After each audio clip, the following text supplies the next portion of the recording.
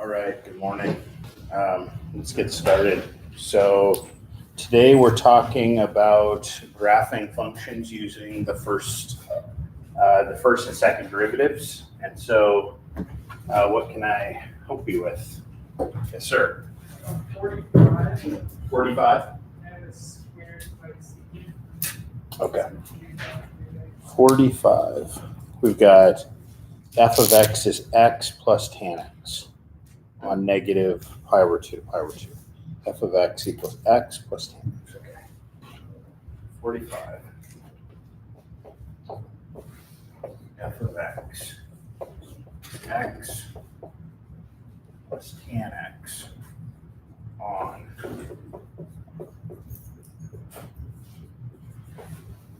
okay, let me make sure here. So 45, negative pi over 2, pi over 2. Okay, very good. So, let me just check the directions to see what they want us to do here. They want us to just make a complete graph of that. Okay, very good. So to do this, we need the first two derivatives, right? So first thing I'll do is let's look at f prime of x, which is 1 plus secant squared of x, correct? And then we'll also use f double prime of x, which is equal to, I guess this one's derivative 0. The derivative of secant squared of x is 2 secant x to the first times the derivative of secant of x. And the derivative of secant of x is secant x tan x, correct?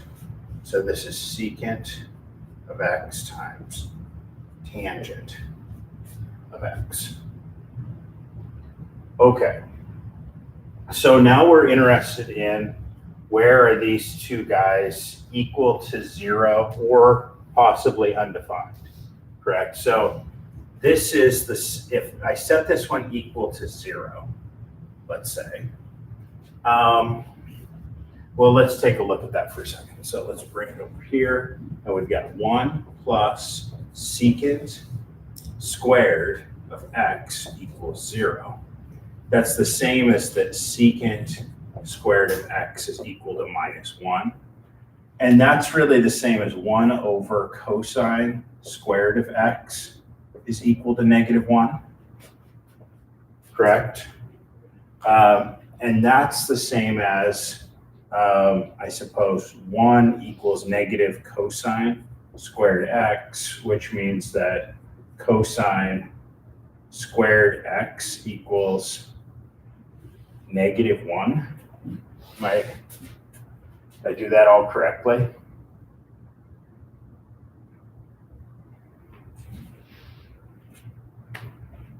Does everybody buy this? So the critical point be -1 then? Okay, so yeah, that's so what, it's interesting because it says that something squared is -1, right? And there's really nothing I could plug in for x to make something squared negative, right? So in that case, what makes it equal to 0, what makes the derivative equal to 0, it seems nothing. But then I could also say, is there anything that would make the derivative undefined, right? So another way of looking at this derivative is it's 1, so f prime of x is equal to, so it's 1 plus 1 over cosine squared of x, correct?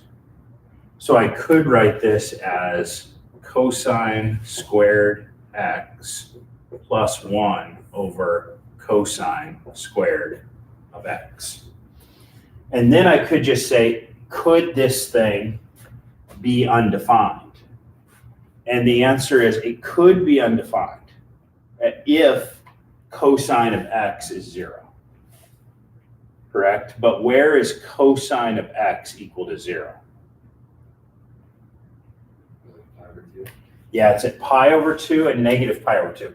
but those are not inside of the interval. Agreed? So I don't have to worry about pi over 2 and negative pi over 2 because they aren't in the interval. So I don't have to worry about those either. So in other words, this kind of doesn't have any critical values. So that just means that it's either always increasing or it's always decreasing. Now, this shouldn't be actually that shocking of news. And let me tell you why. Just think about x itself, the function x. What does it look like? It goes like that, right? It's always going up. What about tangent? What does it look like on that interval? It looks like this, right? It's always going up. If I add those two functions together, do you think that it will always be going up? I do too. So I think that we found the right thing is that there are no critical values and it's always going up or it's always going down. So I just have to test one thing. So I'm going to move over here now and put my chart. So here's my negative pi over 2. Here's my pi over 2. With my number line, this is going to be the first derivative. 0 is right here, but there's no critical values, right? It's all going to be positive or it's all going to be negative when I plug something into the derivative. So let's just see which it is. And it's pretty clear, actually, when I look at this derivative, that anything that I plug into this derivative is going to give me a positive value because it's 1 plus something squared. So it's 1 plus something positive, so that's positive. So all of these derivative values all the way through will be positive, meaning that this thing's always going upward. Everybody with me? Okay, so now that we've got the first derivative taken care of, let's look at the second derivative. Now, if I were to use any intuition here, I already kind of know something about tangent and I know something about x. X has no concavity. Tangent is like concave down over here and concave up over here. So if we added those two together, it kind of would make me think that it might be concave up where x is positive and concave down where x is negative. But let's just calculate it and see what happens. Okay, so this is the same as 2 secant squared x times tan x, which is the same as, okay, secant squared of x is like a cosine squared on the bottom. Tangent is a sine on top and a cosine on the bottom. So this is 2 sine x on top, correct? And then it's a cosine cubed of x on the bottom. So the question is, what would make the top 0 and what would make the bottom 0? The top 0 inside of our interval would be what? When is sine of what is equal to 0? 0, that's right, and 0 is in my interval. So I get a second order critical value of x is equal to 0. And then I could also ask what would make the bottom 0? And we already have this, right? What makes cosine 0? It's like pi over 2 and negative pi over 2. But neither of them are in my interval, so I don't worry about them. So the only thing I have to worry about is 0. So let's come over here. I'll make my second derivative chart. So this is f double prime. Here's 0, and this time 0 is a critical value. So I need to test points on either side of that critical value into my second derivative. So if I plug in something that's positive, sine is positive. Like if I plug in something between 0 and pi over 2, sine is always positive in the first quadrant. Cosine is always positive in the first quadrant. So this whole thing is just going to be positive. So I could put in plus signs here. This is which quadrant? In between negative pi over 2 and 0.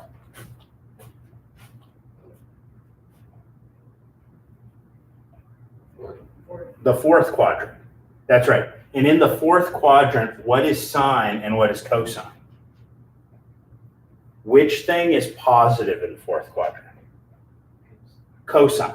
That's right. So this is positive in the fourth quadrant. Sine is negative. So we get a negative on top and a positive on the bottom, which gives us a negative. So these are negatives. If in doubt, actually take a value like negative pi over 4, plug it in, see that you get a negative, and you're good to go.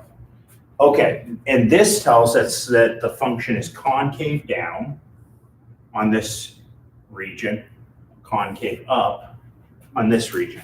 What can you tell me about this function in terms of like, does it have any local max or min?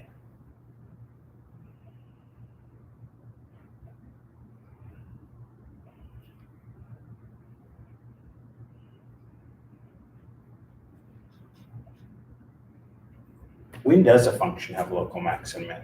And how can you tell? You plug in the critical value. Okay, and what specifically happens at the critical values that would tell you? Sort of, from what to what? Or positive to negative, right? So you have to have a change in increasing to decreasing or decreasing to increasing. Does this ever change? No, it's always going up. So there's no local max or min on this function. Also, does it have any inflection points? So what has to happen for a function to have an inflection point? Its concavity switches from positive to negative or negative to positive. Does that happen anywhere? Yeah, at 0. So there is one inflection point on this curve, and it happens at x equals 0. Okay. So now, the question is, what does this curve look like? Well, the only really important point on this curve that shows up in my chart is 0. So at least I should ask the question, what is f of 0? And what is f of 0? Just the original function, I plug in 0, and I get 0 plus tan 0. And tangent of 0 is what? 0. So this is just 0 plus 0 or 0. So we get this is true. Then I know that the function is increasing the whole time. So it's always going up. It goes through this point. And I know that it's concave down on this side. So it goes this way. And it's concave up on this side. So it goes this way. So now, and you might say, well, that looks a lot like tangent. And you're right. It does look a lot like tangent. It's not exactly the same. It would actually be like a little bigger than tangent, like maybe the tangent curve would look more like this. No. Maybe that would be tangent, and then this would be our curve, where it's a little bigger than the tangent curve because we added x to it, and it's a little smaller than the tangent curve on this side because we subtracted x from it. But it would look sort of kind of like the tangent curve. Okay? Yeah. Can you just say again why there's no critical values for the first derivative? Yes, I can. So, so first derivative, this is the guy. So there's two questions to be asked, right? It's either this could be equal to 0 or this thing could be undefined, right? So first I looked at, well, what if it was equal to 0? So if it's equal to 0, then this is true, then this is true, then this is true, then this is true, right? But something squared can never be negative.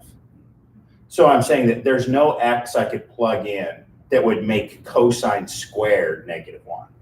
So this is just, there is no solution to this. So there are no x values that make this thing 0. And actually that's obvious. I wouldn't have had to go through this work to see that if I just saw that 1 plus something squared equals 0. It's like, no, it doesn't. right? So x, there's no x's that I get out of that. Then the other question would be, could it be undefined? And so then I looked at it more of like, let's look at it as just one fraction. So I combined these two things into one fraction.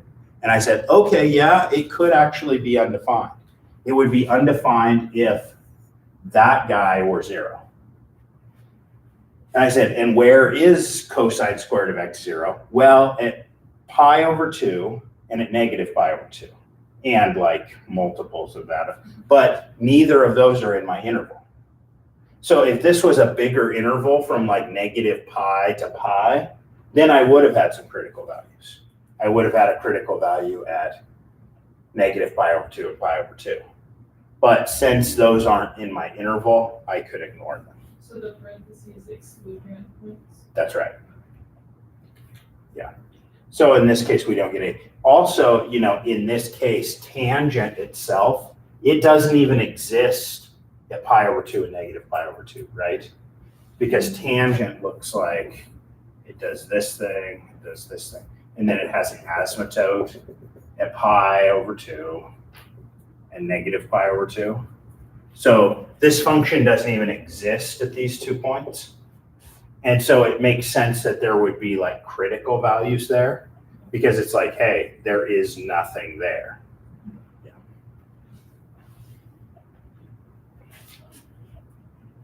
Other questions? Any other questions on this problem before I move on?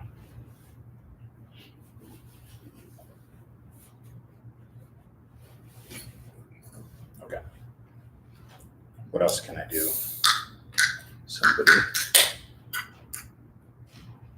Somebody said 45, but I guess I just did that. Yes, sir. I have 37. 37? All right. But kind of more just the ending portion. Okay. So we've got x plus 2 cosine x on negative 2 pi to 2 pi. X plus 2 cosine x. Okay.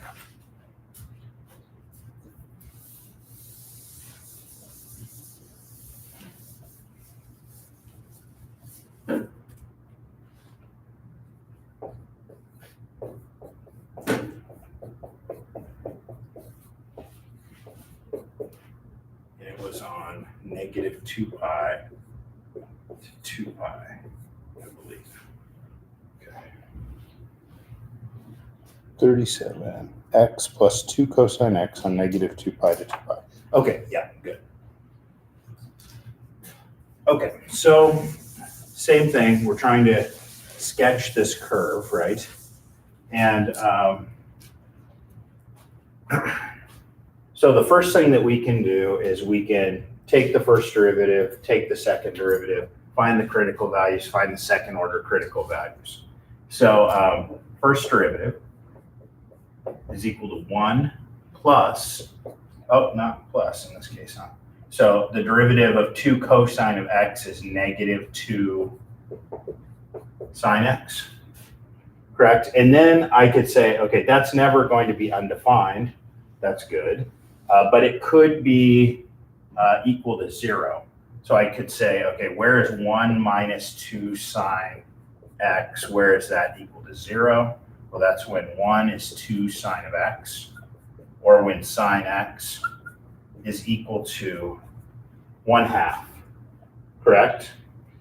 Okay, so now I have to think a little bit because this is kind of a big interval, right? So where is sine equal to 1/2?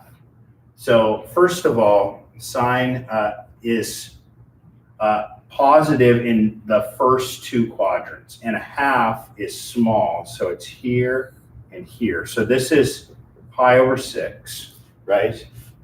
And this one would be what? 5 pi over 6? Yeah. So this is 5 pi over 6. But then we also have to think about it going negative. So negative 2 pi is all the way back. So what are the other 2 angles that these represent that are negative angles? Let's see. I guess it would be negative 7 pi over 6.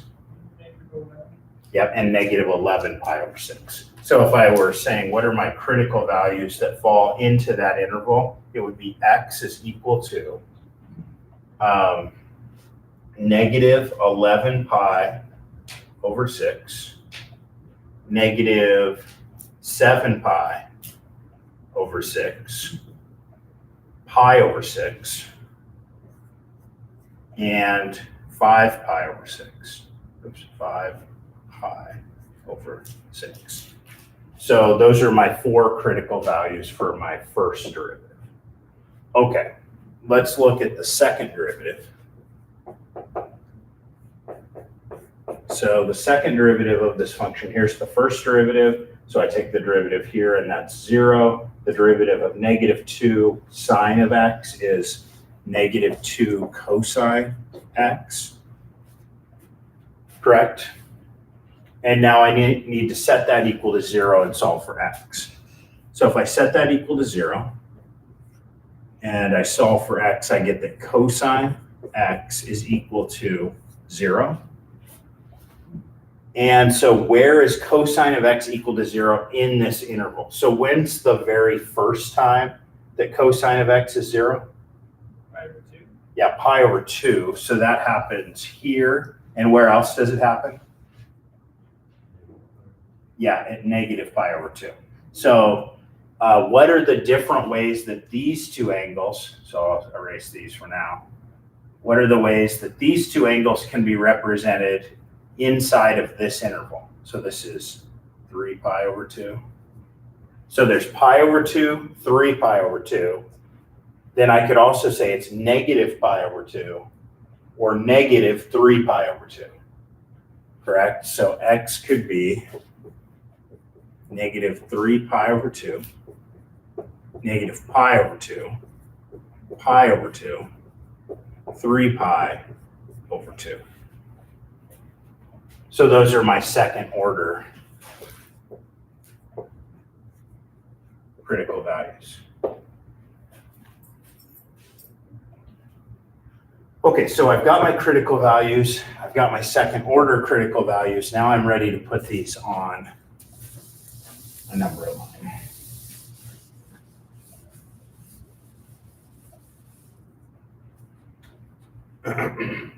Okay, so here is negative 2 pi. Here is 2 pi.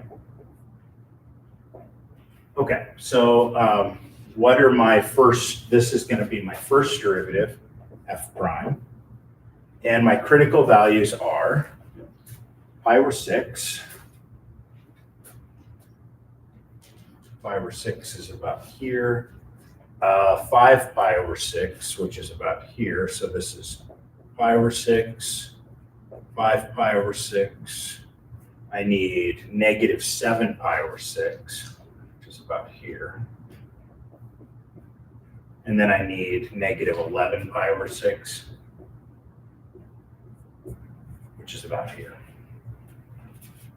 And then I need to test some numbers in between to see where it's increasing and decreasing and so on in the first derivative. So what's the best form of the first derivative? Probably just this. And so let's choose something in these various regions. What's a good one that I could test in here? In between 5 pi over 6 and 2 pi. 1 pi. Yeah, pi. How about pi? If I plug in pi to the first derivative, what's sine of pi? Negative 1. Sine of pi, not negative 1. 0. That's right. So it's 0. So I get positive 1, which means here I get positive. Okay, what's something between pi over 6 and 5 pi over 6? Pi over 2. Pi over 2, good.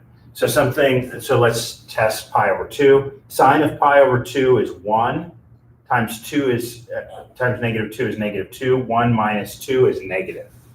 So this is negative. Okay, very good. How about something between negative pi over 6 and pi over 6. How about 0? If I plug in 0, this becomes 0 and I get positive 1. So it's positive in here. And then something between negative 11 pi over 6 and 7 pi over 6. What would be good? How about negative pi over 2? So what's sine of negative pi over 2?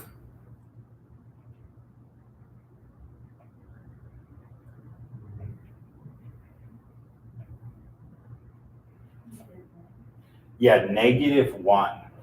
So negative 1 times negative 2 is positive 2, correct? Plus 1 is 3, that's positive. So, what? Okay, just read it. Maybe you're right. I think you are actually. No, it isn't in my interval. You're right. Thank you. What's better?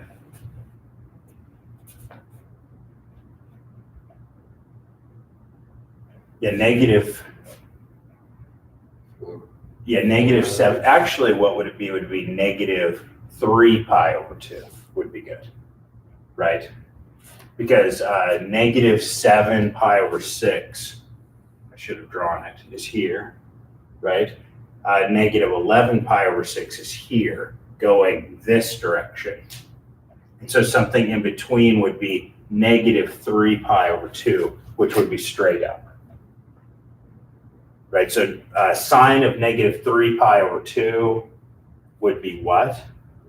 1 times negative 2 is negative 2. 1 minus 2 is negative. Okay, and we seem to see the pattern here, but if we did want to test something even bigger than 11 pi over 6, it would have to be in between this angle and this angle. It would have to be even bigger than 11 pi over 6, which means it's in,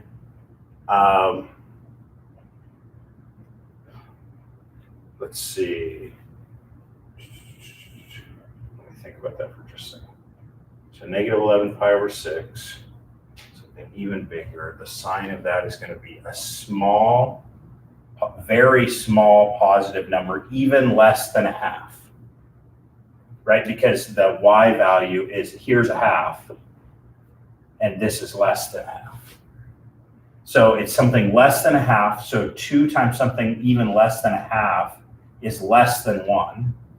1 minus something less than 1 is positive. So these are positives. Okay, so this thing goes up, then it goes down, then it goes up, then it goes down, then it goes up. Okay, so now if we were looking to find like local max and mins, we'd say there's a local maximum at negative 11 pi over 6. There's a local minimum at negative 7 pi over 6. There's a local max at pi over 6. There's a local min at 5 pi over 6, if we wanted that information. Okay, on an exam, if I ask you a problem like this, I will ask for all that information. I'll say like, where is this, like, here's an example, I might say, where is this function increasing, decreasing, concave up, concave down, what are its points of inflection, where does it have local max and mins, and sketch the curve. Okay, so just find all the relevant information about the curve using the first and second derivative. So we've got a bunch of it. We've got increasing and decreasing, and we have all the local max and mins just from the first derivative chart. Now the second derivative chart we can draw.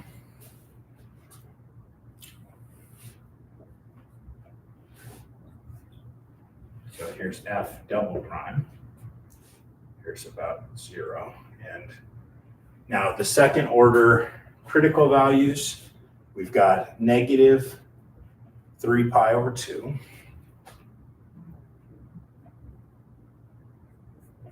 We've got negative pi over 2. We've got pi over 2.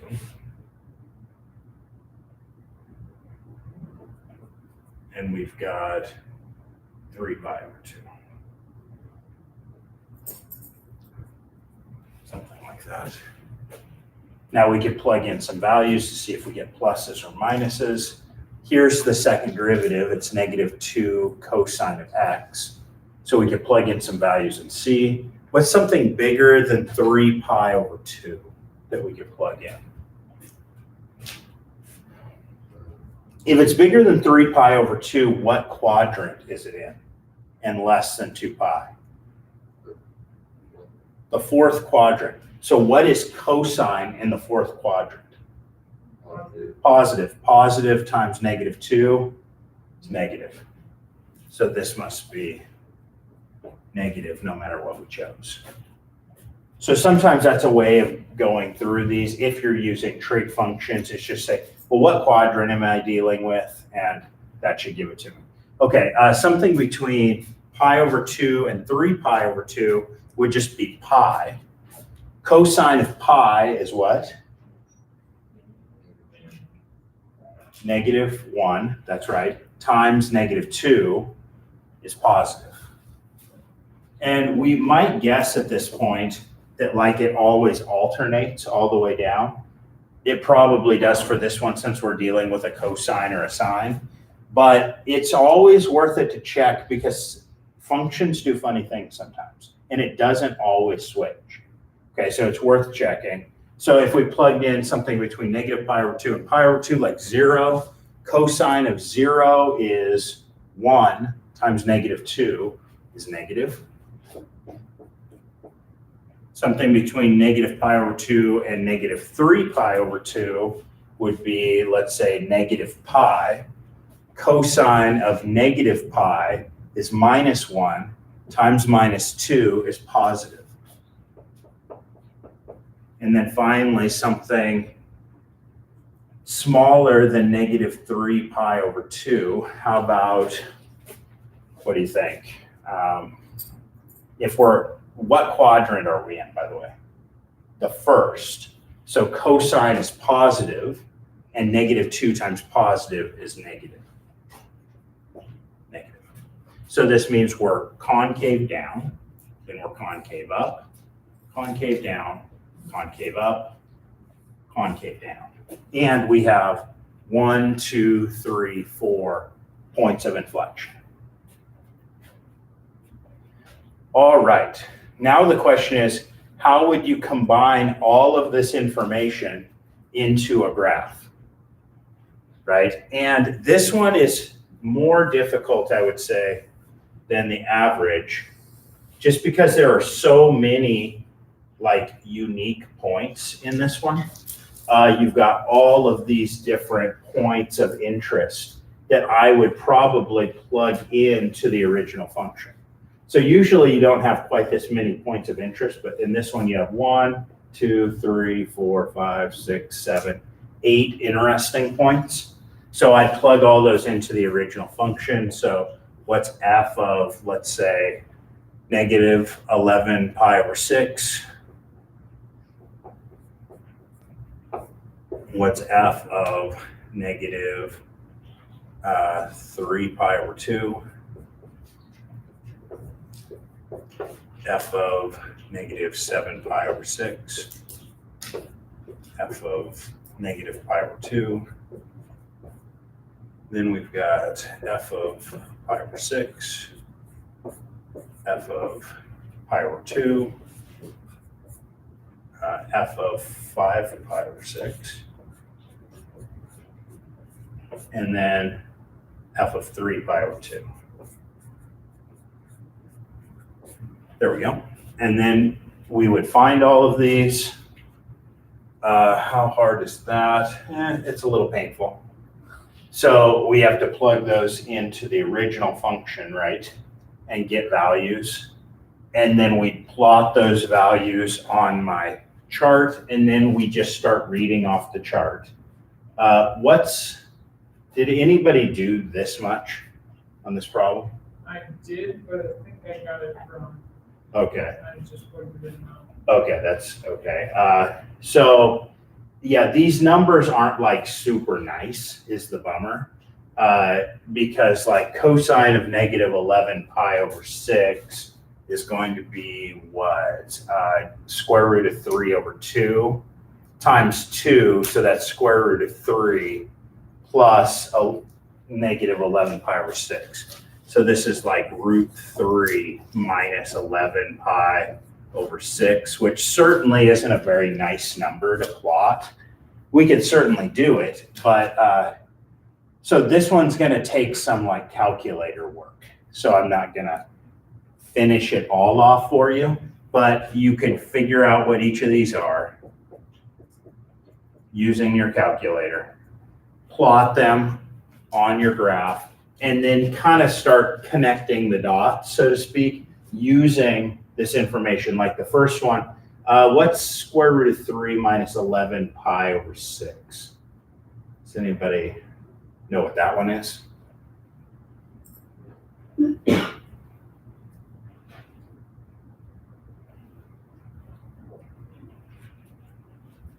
Has anybody got that or no? I got negative 4.02. Let me go look at that. Okay, just a second. That might be pretty close, actually. Yeah. So you got negative 4.02, and this is approximate because we're using a pi. So at negative 11 pi over 6, let's say, this is negative 11 pi over 6. And we go down to negative 4.02. We're down here. And what we see is, we always read these things from left to right. So I start here at negative pi over 2. I'm sorry, negative 2 pi. And then from negative 2 pi to negative 11 pi over 6, I see we're going up and we're concave down. So it's concave down, but going up. So it kind of does that sort of thing. See, it's moving upward, but the bending is downward, or it's kind of a frowny face, if you like. Okay, and then what we see is after that, we're going down for a little while, and we're concave down for a little while. So going down, concave down. And then we'll be going down and being concave up. And then we'll be going up and concave up, right? And then we'll be going and just keep moving along, but use these points as guides, right? To connect between the 2 points. So once you've got all these points, I don't want to go through that right now, but you can use the points to guide you as you walk your way from left to right and what's going on this graph. And you should be able to pull it out. Then what I would do, type that function into your graphing calculator and just make sure it actually looks like that. Okay, and you didn't make any mistakes. Okay? All right, I think that is a good place to stop for today. If you haven't watched them yet, I have 2 more examples of these types of problems in the online work. So hopefully you've got a chance to look at those extra examples. If you haven't yet, watch those before you do the homework. So then you will have seen, like I did, about 1 3/4 problems here today, and then there are 2 more online. That gives you 4 example problems. This is a hard section because it kind of takes all the stuff we've been doing around derivatives and increasing, decreasing, concave up, concave down, local max mins, inflection points, all of that stuff dumped into one section. So you kind of need to know all of that stuff at the same time. So in some ways, it's kind of like if you get this section, you're going to do really well on the next exam because this section is kind of like a mini exam of sorts. So really work hard on this section. It's worth it because, like I said, if you understand this section, you really are doing pretty well on tracking with the course up to this point. Okay? That's it for today. I will see you on Wednesday.